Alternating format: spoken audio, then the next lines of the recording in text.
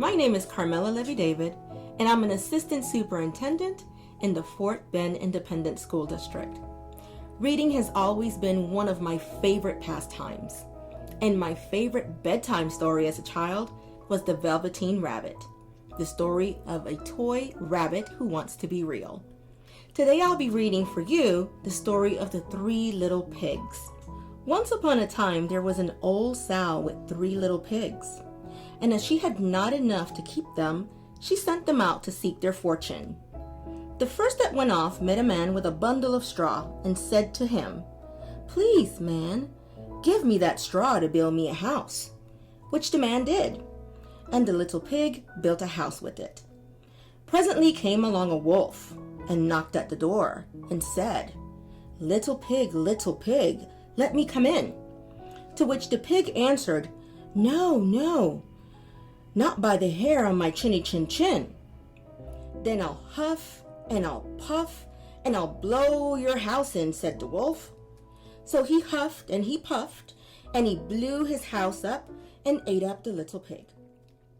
The second pig met a man with a bundle of sticks and said, "Please, man, give me some sticks to build a house," which the man did, and the pig built his house. Then along came the wolf and said, little pig, let me come in." "Oh no, not by the hair on my chinny chin chin. Then I'll huff and I'll puff and I'll blow your house in." So he huffed and he puffed and he puffed and he huffed, and at last he blew the house down and ate the second little pig. The third little pig met a man with a load of bricks and said, "Please, man, give me those bricks to build a house with." So the man gave him the bricks and he built his house with them. So the wolf came, and as he did to the other little pigs, he said, little pig, let me come in." "No, no, not by the hair on my chinny chin chin.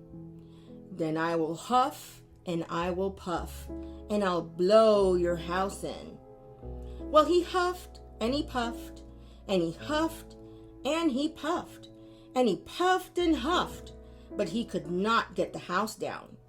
When he found that he could not, with all his huffing and puffing, blow the house down, he said, "Little pig, I know where there's a nice field of turnips." "Where?" said the little pig. "Oh, in Mr. Smith's home field. And if you will be ready tomorrow morning, I will call for you and we will go together to get some dinner." "Very well," said the little pig, "I will be ready. What time do you mean to go?" "Oh, at 6 o'clock. Well, the little pig got up at 5 and got the turnips and was home before 6. When the wolf came, he said, "Little pig, are you ready?" "Ready?" said the little pig. "I have been and come back again and got a nice pot full for dinner." The wolf felt very angry at this, but thought that he would trick the little pig somehow or other, so he said, "Little pig, I know where there's a nice apple tree." "Where?" said the pig. "Down at Mary Garden," replied the wolf. "And if you will not deceive me, I will come for you at 5 o'clock tomorrow, and we will go together and get some apples." Well, the little pig woke up at 4 the next morning and bustled up and went off for the apples, hoping to get back before the wolf came. But he had farther to go and had to climb the tree, so that as he was coming down from it, he saw the wolf coming, which, as you may suppose, frightened him very much. When the wolf came up, he said, "Little pig, what? Are you here before me? Are they nice apples?" "Yes, very," said the little pig. "I will throw you down one." And he threw it so far that while the wolf was gone to pick it up, the little pig jumped down and ran home. The next day the wolf came again and said to the little pig, "Little pig, there's a fair in the town this afternoon. Will you go?" "Oh, yes," said the little pig, "I will go. What time shall you be ready?" "At 3, said the wolf.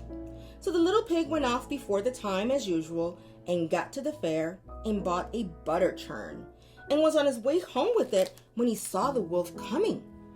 Then he could not tell what to do, so he got into the churn to hide And in doing so, it turned around and it began to roll and roll down the hill with the pig inside it, which frightened the wolf so much that he ran home without going to the fair. He went to the little pig's house and told him how frightened he had been by a great round thing which came down the hill past him. Then the little pig said, "Ha! I frightened you, didn't I? I had been to the fair and bought a butter churn, and when I saw you, I got into it and rolled down the hill." Then the wolf was very angry indeed and declared he would eat up the little pig and that he would get down the chimney after him. When the little pig heard this, he hung a pot full of water and made a blazing fire. And just as the wolf was coming down, in he fell. Splash! "Ah!" yelled the wolf as he ran out of the pig's house, never to return. The end. I hope that you've enjoyed this story, boys and girls. I've certainly enjoyed reading for you today. Good night, Fort Bend.